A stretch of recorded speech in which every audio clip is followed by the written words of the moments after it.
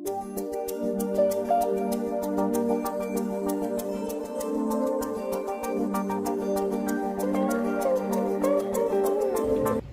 morning, students, teachers, and Bukidnon State University. Today, we are going to have a wonderful time. We are going to talk about René Descartes, French mathematician, scientist, and a philosopher, famously known as the first modern philosopher. I'm your host, Maylene Kaderma, and I'm going to ask you to give a very warm welcome to our first speaker, who came a long way to be here. Please welcome Miss Idoria. Hello, good morning. Good morning, Bukso. Good morning, people. And now joining us another philosophy student, Mr. Bacalanias.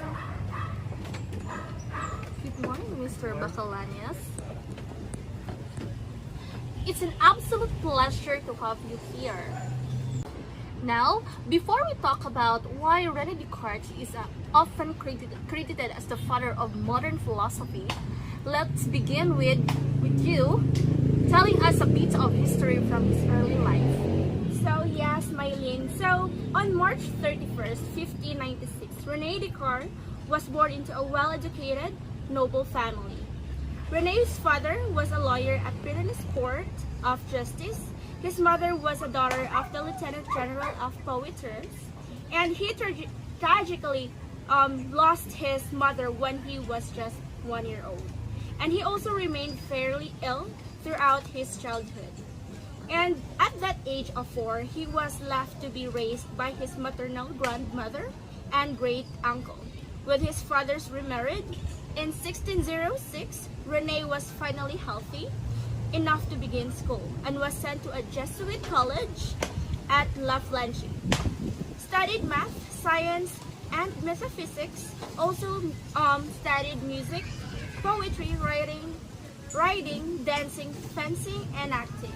And after a decade, he took a law degree after his father encouraged René Descartes to follow in his footsteps. And in 2 years, he spent 15 months as an informal student in Breda, Netherlands. René Descartes also studied mathematics and military architecture, and later on received encouragement in his studies of science and mathematics from the physicist Isaac Bernoulli. He did a lot of traveling though in Northern and Southern Europe. Since he was mostly friends with religious figures and mathematicians, René Descartes was well connected with the larger intellectual world and had acquired a considerable reputation long before he published anything. René Descartes has a lot of works and contributions in science and mathematics. Could you tell us more about it? So on November 10, 1619, Descartes was dozing in a warm, stove-heated room in the German town of Neuburg under the Danube. There, he had a series of dreams that would ultimately change the way scientists work. He believed a spirit sent by God gave him new ideas about the scientific method, analytical geometry, and philosophy. And 18 years later, in 1637, he published his ideas in Discours de la Méthode, or Discussion of the Method. And another one, La Géométrie, or Geometry. And another one also is Le Météores, or the Meteorology. And La Dioptrique, or the Optics. The first two of these works contain his most significant contribution. In Discussion of the Method, Descartes shared his framework for doing science. One of his main lines of thought was skepticism, that everything should be doubted until it could be proved. And his 4 main ideas for scientific progress were: first, never accept anything as true until all reasons for doubt can be ruled out. Second is divide problems into as many parts as possible and necessary to provide an adequate solution. And the third one is thoughts should be ordered, starting with the simplest and easiest to know. ascending little by little and step by step to more complex knowledge. Fourth is make enumerations so complete and reviews so general that nothing is omitted. So that's it. So, what are his contributions in philosophy? How significant are they? So the significance of it all is that Rene Descartes famously authored the Meditations on First Philosophy. It is a book that lays a philosophical foundation on the knowledge, mind, and its relation to the body. Meditation on First Philosophy, in which the existence of God and the immortality of the soul are demonstrated, is a philosophical treatise. Descartes then establishes that each mind is a mental substance and each body a part of one material substance. The mind or soul is immortal because it is unextended and cannot be broken into parts, as can extend dead bodies. So, how did he come up with his theory of knowledge? Explain in layman's terms. So, Descartes come up with this theory of knowledge through the use of Descartes' method on harnessing the powers of mind with the rules.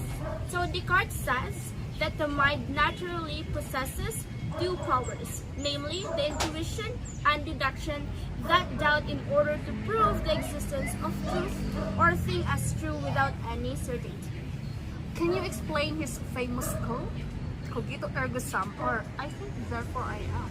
So Rene Descartes' greatest contribution to the world of philosophy is the notion of cogito ergo sum, one of the most famous maxims in all philosophy that proves that existence of being.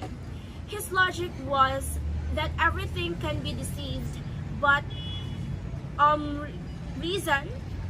So when stripping away all other senses and everything else, he thought he knew that about the world. He arrived at this basic point: I am thinking and thus I must be alive. And from here, he rebuilt his understanding of the world based on what he could observe and figure out directly and logically. So everything that lay beyond his rational faculties as untrustworthy, this was truly revolutionary, and this Descartes moved the accepted view of the universe and everything in it from one of intrinsic, often blind, faith to one of doubt. The sun goes around the earth. Prove it. Monarchy is the best and God-given form of government. Prove it. This shift was at the core of the scientific revolution and the Enlightenment. What are the main criticisms of rationalisms? What about you, Mr. Bacalanias? So basically, one of the standout criticism is Edmund Husserl and Martin Heidegger. Martin Heidegger is the student of Edmund Husserl. So basically, they are the most standout criticism of René Descartes. Perhaps that is because René Descartes is inclined to a much more rationalistic viewpoint of reality. Basically, his idea is that the physical and the idea is separate entities, and without the idea, the physical world is nothing for him. And that is opposed by those two philosophers, which is Edmund Husserl. Edmund Husserl is much more inclined to a empirical observations of truth, which is he phenomenologically observed that a man is being with the world. However, Descartes opposed it. He says that a man is innately has an ideas. He says that our knowledge can be gained through logical reasoning. And for Husserl, he says that knowledge can be grasped through transcendental experience. But for empiricism philosophy such as Locke, he disagrees to Descartes, and he introduces the theory of tabula rasa, which is the blank slate, which proved that our knowledge can only be attained through experience. He says that we cannot have the experience of reflections until we have the experience of sensations. So basically, sensations is the very important for us to gain knowledge, which is linked to experience. Before I thank my guest properly, I would like to thank our scriptwriter, videographer, and video editor. But most of all, my two wonderful guests, thank you, Miss Idoria and Mr. Bacuanias.